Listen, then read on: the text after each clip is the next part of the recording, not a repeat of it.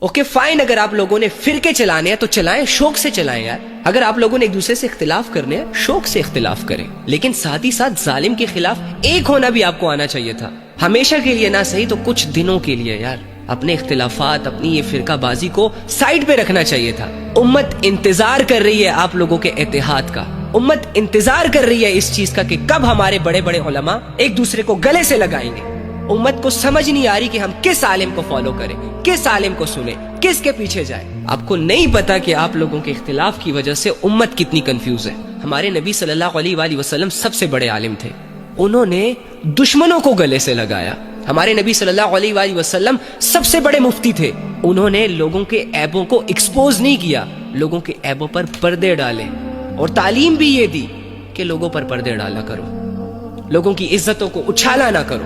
ہمارے نبی صلی اللہ علیہ وآلہ وسلم سب سے بڑے قاضی تھے، لیکن ان کے دل نرم تھے، وہ لوگوں پر مہربان تھے، امت کی خاطر اپنا کمفرٹ زون قربان کرتے تھے. اور ہمارے صحابہ کو بھی یہ شہرت کے شوق نہیں تھے. ہمارے صحابہ کا فوکس یہ نہیں تھا کہ لوگ اللہ اور اس کے رسول کی وجہ سے ہمیں عزت دینا شروع ہو جائیں، اللہ اور اس کے رسول کے نام پر بڑی بڑی سواریاں ہمارے ہاتھ کے نیچے آ جائیں. ارے انہوں نے تو اپنا سب کچھ لٹایا تھا اپنے رب پر، اپنا سب کچھ نبی صلی اللہ علیہ وآلہ وسلم کے قدموں میں لا کر رکھا تھا. سب کچھ میرا عالم، میرا مفتی اپنی مہ سے نہیں نکل رہا، ممبروں پر بیٹھ کے ایک دوسرے کو گالیاں، ایک دوسرے کو تنقید.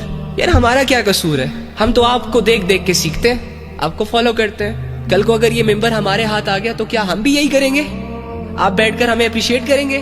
خدا را میں ہاتھ جوڑ کے ریکویسٹ کرتا ہوں بڑے بڑے علماء سے، جن کو اللہ رب العزت نے فالوورشپ دی ہے، جن کو لوگ سنتے ہیں، جن کو لوگ عزت دیتے ہیں، اگر سب کے سامنے شرم آ رہی ہے ایک دوسرے سے ملنے میں، ایک دوسرے سے معافی مانگ کر ایک دوسرے کو گلے لگانے میں، تو چھپ چھپ کر چلے جائیں ایک دوسرے کے پاس یار، لیکن ایک ہو جائیں.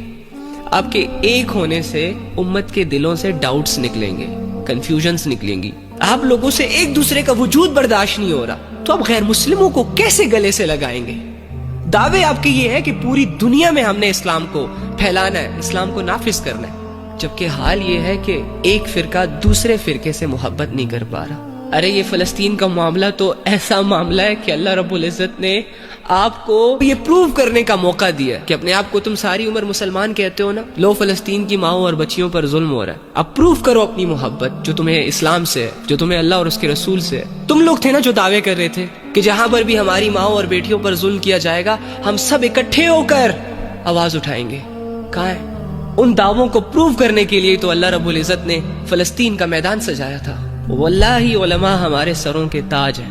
ہم کچھ بھی کر لیں نا، کچھ بھی کر لیں، بڑی سے بڑی ڈگریاں بھی کیوں نہ لے لیں، لیکن جو علماء کے پاس ہے ہم کبھی بھی اس تک پہنچ ہی نہیں سکتے. جس دن ایک عالم کو یہ پتا چل گیا نا کہ اس کے سینے میں جو ہے اس کے لیے پوری دنیا ترس رہی ہے، اس کو اللہ رب العزت نے جو علم، جو شعور، جو فلسفہ، جو ہمت اور طاقت اور ایمان دیا ہے نا، اس کے لیے پوری دنیا ترس رہی ہے. اس دن یہ عالم اپنے آپ کو مظلوم نہیں سمجھے گا، غریب نہیں سمجھے گا، لاچار اور بے بس نہیں سمجھے گا.